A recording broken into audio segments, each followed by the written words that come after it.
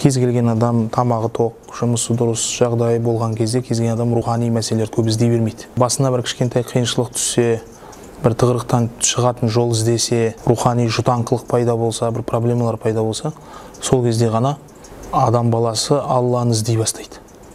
Осы кезде адамның танымы былайша айтқанда кішкене тереңірек қабылдайды. Сол кезде кім ақпаратты алдынан кім табыл алса, егер дәстүрлі көзқарастағы адам табылса, адам дәстүрлік бағытқа қарай кетеді. Егер дәстүрлі емес адам тап болатын болса, онда санасының түбінен тереңірек осы ұстанымды адам ұсталып алады.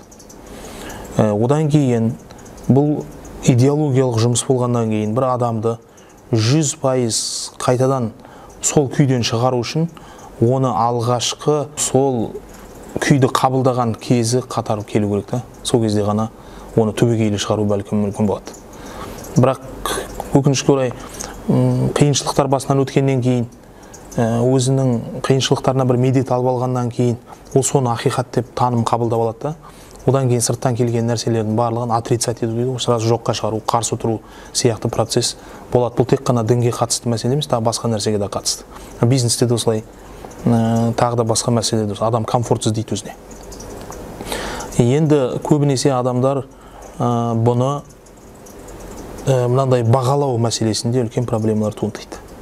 Қазір мысалы оңалту процестерінің бәсең болуы деген сияқты бұл бағалаудың шкалалары.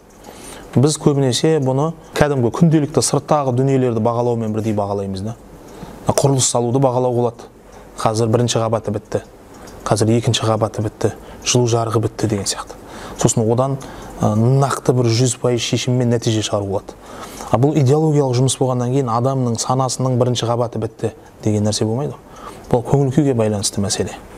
Бір адамды жұмыс жасап атасын, ол адамның көңіл күйі дұрыс, жақсы жағдайда, қалыпты жағдай болса, ол адаммен белгілі бір дәрежеде жақсы нәтижелі жұмыс жасауға болады. Аяқ астынан, тосыннан көңіл күй өзгеретін болса, депрессия, стресс, тағы да басқа мәселеге түсетін болса, ол қайтадан сол бұрынғы медет іздейтін жолына қарай қайта-қайта кете береді. Сондықтан бұл жерде оңалту деген сөз сен тұшымды ақпарат айтумен бітпейді. Оның әлеуметтік жағдайы, оның экономикалық жағдайы, қоғаммен қарым-қатынасы, жақындарыменен арадағы қарым-қатынасы, қоршаған ортасы, одан кейін барып сені тұшымды әңгіме, осы нәрселердің барлығы бірлескен кезде белгілі бір нәтижеге жету болады.